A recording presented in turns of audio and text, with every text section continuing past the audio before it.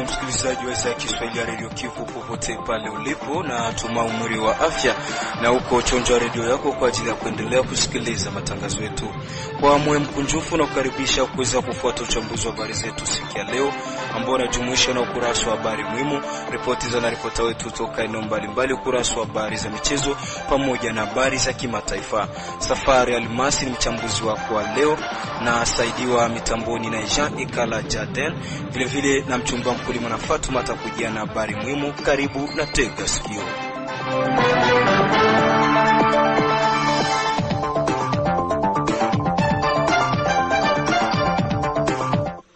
Msikilizaji wangu, kama nilivyokujuza, namkaribisha hivi sasa mchumba mkulima kwa habari muhimu. Karibu mchumbe. Naam, asante mwenzangu Safari Dilwe Almasi. Wacha tuanze habari zetu hizi na habari za huko Misisi. Hali ya usalama yaendelea kuimarika katika kijiji cha Misisi, sekta ya Nganja, tarafa Fizi. Hivyo ni baada ya mgogoro kati ya makundi ya wazalendo. Shirika la raia eneo hilo limetaja kujitahidi kuendesha jitihada zote zinazofanyika kwa ngazi zote juu ya kutafuta amani. Na huko Bukavu ni kwamba mtu mmoja kufariki kwa risasi, wengine kujeruhiwa vikali kwa mapanga na vitu vya samani kupelekwa. Ndiyo matokeo ya vitendo vya uvamizi vilivyoendeshwa na majambazi katika kata la Panzi mjini Bukavu kwenye usiku wa kuamkia siku ya Ijumaa 4 ya tariki 28 Oktoba 2025.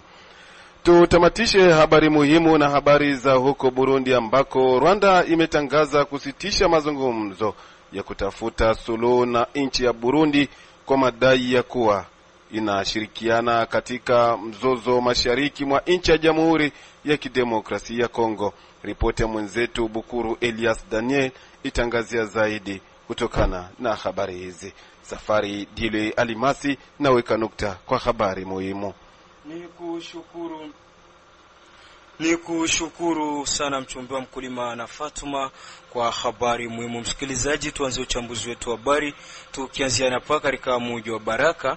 Shirika la waendesha pikipiki la uchukuzi wa watu na mizigo masafa marefu wa Miski limesema kusikitishwa na kukemea vitendo vya baadhi ya waendesha pikipiki kushurutisha pesa 2000 za Kongo kwa wasafiri wanaokwenda Uvira kwa kupitia njia ya Luanga. Mbelekelo Malango Sajoni, coordinator wa Mundo Hoji mwani Kivu ya Kusini, amesema sio kisheria kwa waendesha pikipiki kuomba pesa nyingine ya ziada kwa abiria kwa kutokana na zile walizoongea kutoka Baraka hadi Uvira. Huyu ameomba kwa wasafiri kupeleka malalamiko yao kwenye ofisi zao ili kukomesha kitendo hicho ambacho kinaendelea kuonekana katika eneo hilo. Ni kupenda kuambia wale wateja kama wanapofika ku parking natakiwa wasitaki wale wa motare mbele ya viongozi, maana kwenye parking zetu zote wa viongozi wapo.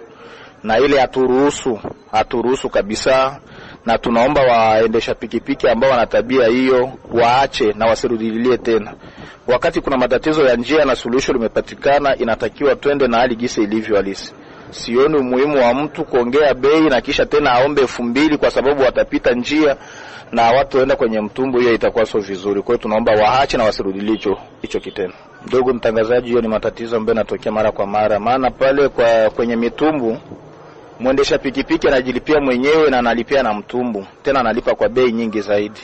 Hiyo ni hali ambayo tumeshaipangilia, yani kwenye pesa za usafiri hatuweki ile pesa ya mtumbu. Na kama watahitaji tu tunaweka pesa ya mtumbu, haina shida, tutakadiria, lakini mara kwa mara wanalalamika. Lakini tunashukuru kwa sasa, maana ile tatizo ya mitumbu haipo, tunaweza kupita katika njia ya Luanga. Hiyo inasaidia kwanza kwa upande wa hayo matatizo ambayo yanaendelea. Ningependa kuambia wateja kama ofisi zetu na viongozi wetu wako mahala pote kwenye vituo vyetu. Kwa hiyo nawaomba motari ambaye atakuwa na hiyo tabia waende wamstaki, na hiyo pesa atarudishiwa nayo. Kwa hiyo tunawahakikishia, maana hatutaki tena tusikie wa motari wakiwa wanaomba hizo pesa za kusema kama mtu utapita Mluangani ongezele 2000. Hiyo tunaomba kabisa, tunakemea na wasirudilie tena. Kwa hiyo tunahakikishia kwa wateja kama ile hali haitojirudilia tena.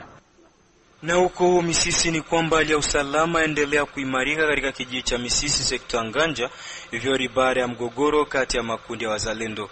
Shirika la raia eneo hilo lataja kuwa jitihada zote zitafanyika kwa ngazi zote juu ya kutafuta amani. Kwake Dunia Floribe Dumsi, mratibu wa shirika jipya la raia ndani ya sekta Nganja, ameanza kwanza kutoa picha juu ya hali ya sasa ilivyo.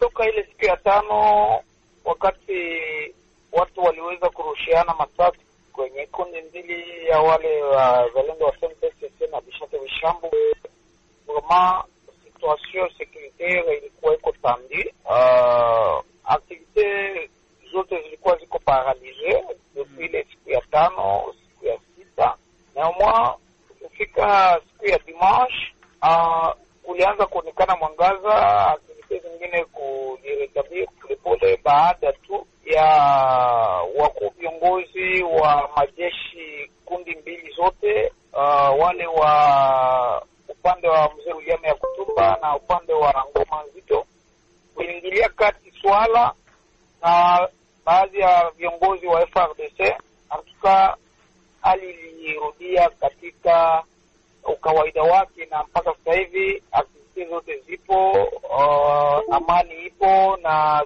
raia wanafanya kazi zao vizuri. Umesema kwamba viongozi waliingilia kati swala hilo la mzozo kati ya makundi hayo. Unamaanisha kwa sasa wazalendo SNPCC pamoja na wale wa FABB wanachangia meza moja katika eneo ya Misisi? Ni kwamba kuingilia kati kwa wakuu viongozi kuliweza kushuhudiwa na delegation kubwa ambayo iliweza kutoka katika ngazi za juu. Mazungumzo ya kwanza yalifanyika hapo Lulimba jana, na siku ya leo nafikiri ndio ilikuwa imepangiliwa mazungumzo ya mwisho hapa Misisi. Ina maana ni hawa hizo kundi mbili waweze kukaa chini wayamalize na warudie katika hali ya ukawaida, na maana kama ni hiyo meza waweze kuchangia meza moja, na hiyo kabisa hata nikupatie tu kwamba itawezekana, maana hatua zimeshachukuliwa. Kuna mikataba ambayo imechukuliwa na mikakati ambayo itashikiliwa kwa ajili ya hizi kundi zote mbili, kwa ajili ya kuweza kuendelea kuishi kwa amani salama na kuchunga raia na mali zake. Aidha, kuhusu taarifa za kusema kuwa baada ya mzozo uliotokea pa Misisi, baadhi ya malida wa kabila la Kifuliro walianza kuzuiliwa, Dunia Floribe Dumsi amejibu yafuatayo. Ile taarifa ilikuwa ni mamenase ya maarestation arbitraire ambayo ilitaka kuonekana miongoni au kwa baadhi ya wandugu zetu wa moja wa Kifuliro, lakini kwa neema ya Mungu tumeingilia kati masuala hayo ya kuonyesha kwamba mzozo haujatokana na habari ya ukabila, na kama ni vita sio vita vya ukabila. Ina maana kuna wale ambao kikundi fulani cha majeshi ambacho labda kilifanya insoumission ku ordre yenye zilitoka ku mahierarchia yao, na ndio wale ambao walipigwa. Ina maana hapakuwa vita vya Mfuliro na Mubembe. Vile vile hakuna sababu yoyote ambayo inaweza kufanya pakuwe miongoni mwa Wafuliro ambao watakuwa masije kunyanganywa, kufungwa pasina sababu zozote. Tuliingilia kati swala hilo, na kwa neema ya Mungu kabisa kila kitu kimeenda vizuri, na wale ambao walikuwa wameshashikiliwa waliachiliwa, isipokuwa tu kuna malalamiko baadhi ambayo bado yanabakilia. Unajua, wakati ya vurugo kila mtu anataka kufanya kile ambacho anafikiria kufanya. Ujumbe ambao tunakwenda kutoa kwanza ni kwa raia wote wanaotusikia kupitia masafa ya Radio Kivu, kama kwamba waweze kubaki kwa amani na salama na wafanye activities zao vizuri. Tunatoa tu ujumbe vile vile kuambia raia kwamba hakuna vita kati ya Wabembe na Wafuliru, maana sote ni mtu mmoja. Na kwa upande wa vikundi vinavyoshikilia silaha, tunawaambia kwamba wajue mission na objective ya wao kushika silaha. Objective ni moja, kuweza kupigania udongo. Kwa hiyo waende kupigana mahali ambako adui anapatikana, na waache raia kufanya kazi zao vizuri kwa amani na salama. Huo ndio ujumbe ambao tunautoa kwa pande zote mbili, na huku vile vile tutaenda kuiza watu wabaya ambao wanakuwa na hali za uchochezi waache, maana wasije kuleta shida miongoni mwa watu wanaishi vizuri kama ndugu na marafiki. Hivi sasa tujielekeze huko Kilembo ambako kimetamatika siku ya pili ya tarehe 24 kumradhi tarehe 28 Oktoba kikao kikubwa cha usalama kilichojumuisha wamewasili makundi yenye silaha, jeshi la taifa FARDC na mashirika ya kiraia chini ya uongozi wa mkuu wa sekta Lulenge, kikao kilicholenga kupata ufumbuzi juu ya mzozo unaendelea kati ya makundi ya wazalendo. Mengi zaidi namkaribisha Isaac Mulucha. Ndiyo, Bwana Kilenga Mutabili watatu ni mwami wa Bashimimbi akiwa miongoni mwa waliojumuika kwenye kikao hicho. Akitoa ripoti ya yale yaliyosemekana, ameanza kwanza kuomba kwa wazalendo kuwaheshimu wamewasili kama inavyohitajika. Amaisi ebalo kwa sai hapa nasema kwa niaba ya bashef kutimie bote balulenge, yani kuanzia ba chef de groupement, ba notable na ba sultani betu. Kwa ngambo yetu kunena ambao tuliongea, njoo nashimamia hapa kusema yale ambao tulioona kati ya komanda Mbele, komanda Landry, na kwa mambo ingine kidogo kidogo ambayo iko napita hapa kwa niaba ya wazalendo. Neno ya kwanza ambayo bami balienda kuona ni heshima ya shebami. Mobutu atatu mbote naisha. Ese. Ebal. Nitangele juzi tuko tunasumbuka. Mbele ya sheku kusema tutalomba kwanza kwa kila komanda aambie batu yake hii raia yenyewe kwa hapa inatugarantire security. Kweli shebami hapa Lulenge atupezewe heshima yetu na nyinyi batoto wetu sawa gisi inavyohitajika. Tunaonaka kweli wakati ya yenyewe mko na bezo yetu, mnatuitaka kujina zetu. Nyie njo bababa, nyie njo kila kitu, nyie njo kina kile. Bababa tuko na njala, unaona batoto biko bengi, ile saa tuko na heshima. Bazazi unaona hivi na hivi, tuko na heshima. Lakini inform kishapata kile kenye mko nacho bezo kwetu, mnatukaramukia. Kama nilisema tunasumbuka juu ya jambo juu tangia ile siku ya 6 hadi hivi telefoni zetu azilale bikawa biishe, lakini nigishi mnapenda na ndio gishi mko mnafanya kubakataza hivi tena nyinyi mnarudilia kubambia hivi tena kile kile mnakatazwa na ndio kile mko mnafanya. Kumbe tutahitaji ya kwanza jubi tubikwe naongoka, inabidi mtupatie heshima na mkwe mnasikia kile kenye tunasema. Kwa kuongezea, Kilenga Mutabili amesema kuwa ili kuepuka mizozo kama na hii ni shurti wamewaasili ndio wasimamie masuala ya udongo na kuomba kupunguzwa kwa viongozi wa wazalendo ambao wanaonekana kuchipuka na kuota kama uyoga. Neno yetu ya pili ni ile ambao tulisikia mnasema hivi, bami bienu vya mabudongo mko mnafatana nabyo na bietu vya kiaskari mko mnatuachia. Tulipenda kubaonesha hivi. Hakuna neno ya kiaskari yenye mwisha kwa mwayo yenye tunaweza kubaachia, wala hakuna neno ya budongo yenye nyinyi mnaweza kwa mwayo yenye tutabaachia. Tunajua meme si mlilomba msamaha, lakini kila kitu kile kinatoka kikao sawa na hii. Maki ni neno yenye natoka ndani ya roho. Sisi tunajua mko batoto yetu. Kwanza ni ya kwanza, mko batoto yetu. Na kama mko batoto yetu ni sababu prise en charge yenu yote ingali mu mikono yetu. Mkubali, mkatale ile mnaijua. Hakuna mweko anajilisha sababu nyie bote gisi mko pale. Mungilisema tu aseme kila mtu na ile gundi yake kama mamilango ya mingi ishavunjika. Kwa leo mnakuwa natusema aseme mtu achie bietu. Neno yetu ya tatu ni juu ya makamba. Tunajua sagisi bengine balisha sema leo nakuwa huyu anachomoka anakuwa komanda. Kesho mwingine naye anaenda anakia na komisio yake, komisio d'affectation yake. Hapa cheo ziisha kutupita hadi kinani hadi hesabu. Hapa kwa komanda sektere kama ni batatu. Na ile sektere ni ile moja tu. Kuanzia wapi? Mpaka Kobokobo. Kuanzia hapa mpaka Kobokobo. Atujue sasa mareo d'action ya kile moja kama batakuwa kuwaka kwanza abiko kimoya. Mbote muile ile reo d'action. Mwishowe wazalendo wameombwa kuto kutumia bunduki kama fursa ya kufanya biashara, huku msemaji huyo akitaja kuwa kwenye kikao hicho wote waliojumuika walikubaliana kuto kuongeza vizuizi vingine na kupangilia bei moja kwenye vizuizi vyote vya sekta ya Lulenge. Kweli tunahakikisha yenyele ingine magundi ilisema hii ni buchuruzi. Inakuwa ni kutafutia maisha kushika silaha. Mujina ya nini? Ya uzalendo. Naoma ise. Yaani mukartie vile biko makali lakini saa itaji inafanyika kutetea inchi. Abana kule. Kumbe kuhusu makamba tutaki tena ziongezeki. Labda kesho kunaweza zalika mwingine komanda naena anatuambia na mimi nipatie na mimi yangu kamba.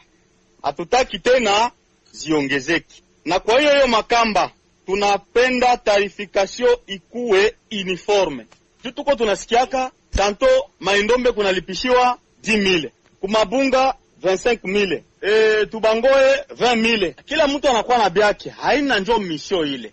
Mission ni ile msaada mupate ile nusu juu ya chakula kujere bale babiana benye mko napo. Na bingine byote bale benye biko yulu yenu bataangalia gisi shide kifika, bataangalia gisi ya kusaidia. Tarification ziwe uniforme. Na kuhusu ile kamba juu ya ba passager na bami nao bali adopter le 1000 francs juu nye mko naona katoa sema kamba iko hapa ni ile 1000 francs ndio atatosha. Il fallait voir kwenye kwa anatokea.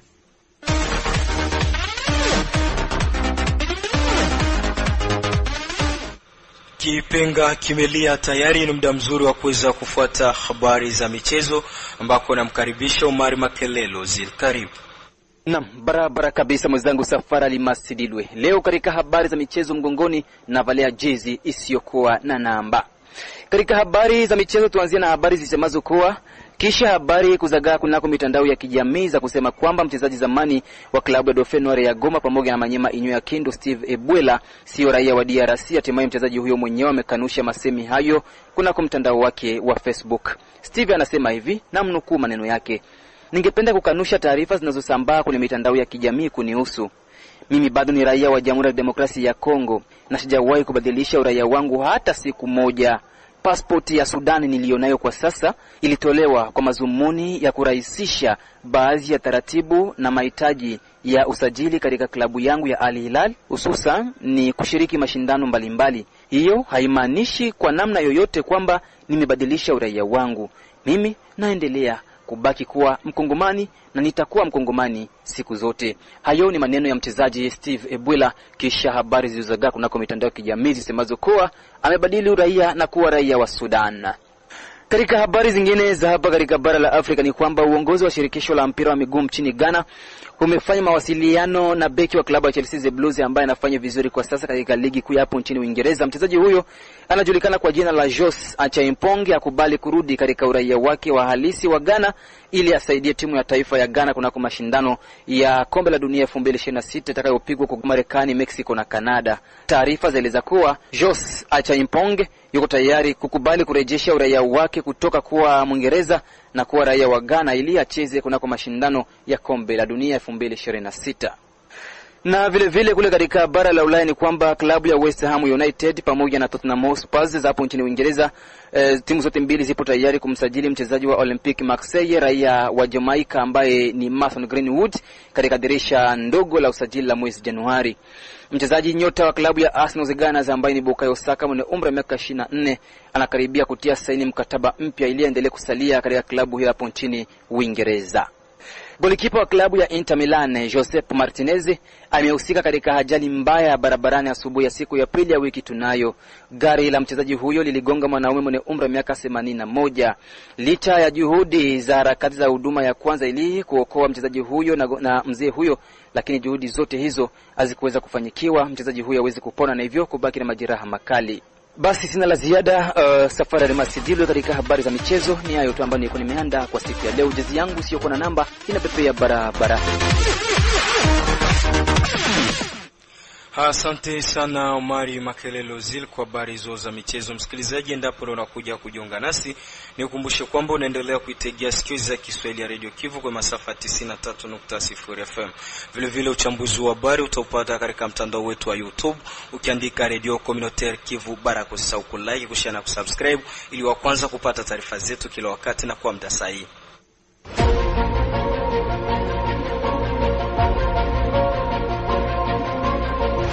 Ukitaka kutengenezesha vyombo vya kielektronik na kununua vifaa vyake vya akiba ima pièce de rechange, jibu lako ni kampuni ya BBC Elia Baraka Aibaz. Na hivi sasa tujielekeze huko Bukavu, mji ambao unashikiliwa kwa sasa na M23. Mtu mmoja kufariki kwa risasi, wengine kujeruhiwa vikali kwa mapanga na vitu vya samani kupelekwa, ndio matokeo ya vitendo vya uvamizi vilivyoendeshwa na majambazi katika kata la Panzi mjini Bukavu usiku wa kuamkia Jumanne tariki 28 Oktoba 2025. Akizungumza na redio yako Bwana Christophe Itongwa, kiongozi wa kata la Panzi, ametoa picha tukio lilivyokuwa, huko akiomba kwa vitengo husika na usalama kuwajibika ipasavyo. Usiku ya kwanza tariki 27 kukuchia siku ya pili tariki 28 mwezi huu na mwaka huu haikukuwa nzuri kwa wakaji wa kata Panzi. Kunakuwa aveni ambazo zilikuwa sible ya warugaruga, ni aveni kama vile Mulume Munene ya pili, Mulungulungu ya ine, Jean Miro ya kwanza na Solidarite ya kwanza. Na warugaruga walinyang'anya telefone, walipie mabutiki na walifikiria kulumiza watu kupitia mipanga ndani ya aveni Solidarite, aveni Jamiro na aveni Mulungulungu. Na waanga wanapatikana ndani ya hospital provincial general de référence de Panzi. Vile vile ndani ya aveni Mulume Munene ya pili, warugaruga walipiga masasi mingi sana, na kuna kwa mkaaji ambaye anaitwa kwa jina la Omeni Katembera. Yeye alipatwa na hiyo masasi na alipelekwa kwenye hospital general de référence de Bukavu, na kwa bahati mbaya alifariki kwa niveau ya essence major vangu, ila mwili wake ulipelekwa kwenye morgue ya hospital. Kwa hiyo tunaomba kwa population yetu kudenoncer toujours wa mafetere, kwani inakuwa watoto ambao wanikala ndani ya majamaa zetu. Vile vile tunaomba kukolabore na service za sécurité kama vile biro ya Katapanzi, la police na armée révolutionnaire congolaise. Kwa hiyo tunaomba kwa autorité wetu waangalie namna gani ya kurenforcer mesures sécuritaires ndani ya Katapanzi kwa jumla, kwani hakupite tena siku moja ama mbili bila kuenregistre kaza warugaruga ambao wanalumiza watu na kunyang'anya watu mali yao. Na huko Mobari kwamba mradi wa VBG na ukingo wa mtoto umezinduliwa rasmi siku ya Jumatatu Oktoba 27 ndani ya kijiji cha Kala na mwakilishwa usultani wa Kansaba katika mtaa wa afya wa Kansimba. Mengi zaidi na Isidor Kashulu kutoka Moba. Mradi mmoja wajibu kwa matano na ukingo wa VBG na ukingo wa mtoto kwa nini watu walioathirika na migogoro ndani ya afya ya mimba na Kansimba ndani mkoa Tanganyika umezinduliwa rasmi siku ya Jumatatu Oktoba 27 mwaka 2025 ndani ya afya ya Kansimba. Mbali umefanyika kwenye ofisi kuu ya afya kijijini Kala, kijiji kilicho cha Kansabala, katika kikao cha uzinduzi rasmi wa shughuli ya mradi. Katika matamshi yake ya uzinduzi, Manda Kaleta Floribert, mwakilishi wa sultani wa nchi ya Kansabala kwenye mdalo huo, amesema cette réunion est donc une opportunité pour comprendre les activités qui seront menées. Kikao hiki kwa hiyo ni fursa ya kuelewa shughuli itakayoendeshwa muda kufanikishwa mradi huu. Ila pia ni kada moja kwa ajili ya kuomba usaidizi wa kila mmoja wetu ili kurahisisha mwenendo wake mzuri na kufika kwa malengo. Naitisha mwishowe kila mmoja wenu hapa tayari. Wadhamini kama vile idara ya serikali kwa kuendelea kuishi pamoja katika hoja mapatano na mmoja kwa ajili ya kujibu vyema kwa vinyume vya kiutu ambavyo tunakumbana navyo. Kwa hiyo nazindua rasmi shughuli ya mradi jibu kuambatana kwa ukingo wa VBG na ukingo wa mtoto. Wanyama na watu wanaoathirika na migogoro ndani ya afya ya nyumba na Kansimba inayodhaminiwa na fedha ya kiutu ya DRC itakayofanikishwa na mdhamini mtandao wa habari kwa ajili ya maendeleo Remede kwa ufupi. Nasema na nawashukuru. Réseau des médias pour le développement, Remede en sigle. Je dis et je vous remercie. Mradi udhaminiwa na fedha ya kiutu ya Jamhuri ya Kidemokrasia ya Kongo na itakayofanikiwa na Remede unavyoja kuleta jibu kuambatana na VBG na ukingo wa mtoto katika eneo la kijamii. Amebaini Obedi, chifu mpango kwenye coordination ya taifa ya Remede. C'est un projet premièrement financé par le Fonds humanitaire de la RDC et mradi kwanza unadhaminiwa na fedha ya kiutu ya DRC na kutekelezwa na mtandao wa habari kwa ajili ya maendeleo Remede kwa ufupi kwa kipindi cha mwaka mmoja, na hiyo kwenda Oktoba 1 hadi Septemba 30 mwaka 2026. Mradi huu unavyoja kuleta kwa Leska na Kansimba jibu kuambatana na kando na ubakaji wa jinsia katika eneo la jamii. Jonas Ndaile, msimamizi kwa muda wa eneo la afya ya Kansimba, ametoa maoni yake kuhusiana na mradi huu.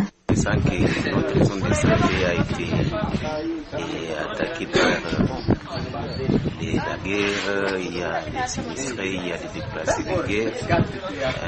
Tukijua kama eneo letu ya afya imevamiwa na vita, kuna wahanga na kuna wanu wa ndani, wote hao wanaishi katika mateso. Sasa wakati tunapokea mdhamini ndani maeneo, kwetu sisi ni furaha. Kwa nini? Kwa sababu anakuja kutunga mkono na katika huduma na katika psikolojia ya kijamii. Kwetu sisi ni furaha. Yote tutakayoomba kwa raia wa eneo la afya ya Kansimba ni kwa kupokea mradi huu, kujipatia mradi huu. Kwa hiyo yote atakayofanyika kwa neema yao itakuwa na faida kabisa. Donc tous ceux qui seront faits en leur faveur, ça sera très bénéfique. Mradi huu unafanyika tu katika eneo ndogo ya afya ya Kamena ndani mwa Changanya, eneo la afya ya Kansimba. Amefahamisha Renede wakati ikiweka uzinduzi rasmi wa shughuli ya mradi ambao maswali na majibu yameburudisha mdalo. Nikiripoti kutoka Maba Kidoro Kashule, Radio Kivu. Tukamilishe uchambuzi wa habari na uko Burundi ambako Rwanda imetangaza kuzitisha mazungumzo ya kutafuta suluhu na Burundi kwa madai kuwa Gitega inashiriki katika mzozo mashariki mwa nchi ya Jamhuri ya Demokrasia ya Kongo. Bukuru Elias Daniel, mwanaripota wetu wa uko Burundi, ametuandalia ripoti ifuatayo. Waziri wa mambo ya nje wa Rwanda Barozi Olivier Nduhungirehe ametangaza kwa mazungumzo ya kutafuta suluhu kati ya Rwanda na Burundi yamesitishwa kwa madai ya serikali ya Gitega kuendelea kushiriki katika mzozo mashariki mwa DRC. Tarehe 10 Machi mwaka 2025 mashirika ya kijasusi ya Rwanda na Burundi yalikutana katika mkoa wa Kirundo ili kujadili masuala ya usalama ambayo yamesababisha harufu mbaya katika uhusiano kati ya nchi hizo mbili. Moja ya masuala makuu yaliyojadiliwa ni wapo Burundi inaweza kufungua mipaka yake na Rwanda iliyofungwa Januari mwaka wa 2024. Tarehe 11 Januari mwaka wa 2024 Burundi ilifunga mipaka yake yote ya ardhini baada ya kuishutumu Rwanda kusaidia Red Tabara ambao hawakubaliani na Gitega. Uhusiano kati ya Burundi na Rwanda ulidorora baada ya kutokea kwa jaribio la mapinduzi mwaka wa 2015 huku washukiwa wakikimbilia nchini Rwanda. Maelfu ya watu walikimbia makazi yao huku wengine wakiyapoteza maisha, baadhi yao wakikimbilia nchi jirani kama vile Rwanda, Kenya, Uganda, Zambia na Tanzania. Nikiripoti kwa niaba ya Radio Kivu Baraka kutoka nchini Burundi, Bukuru Elias Danieli. Msikilizaji, bila shaka ni hapo ndipo tumefika mwisho wa uchambuzi wa habari zetu siku ya leo. Shukrani kwa wale ambao tutegea sikio mwanzo hadi mwisho wa uchambuzi wa habari, na shukuru job zima la riri wa habari wa Radio Kivu waliokamilisha kwa ajili ya waandaji wa uchambuzi wa habari. Aliyekuletea uchambuzi wa habari si mwingine alikuwa ni mimi Safari Almasi, nisaidiwa mitamboni na Jean Pikala Jaden. Sina la ziada na kuaga nikisema bye bye.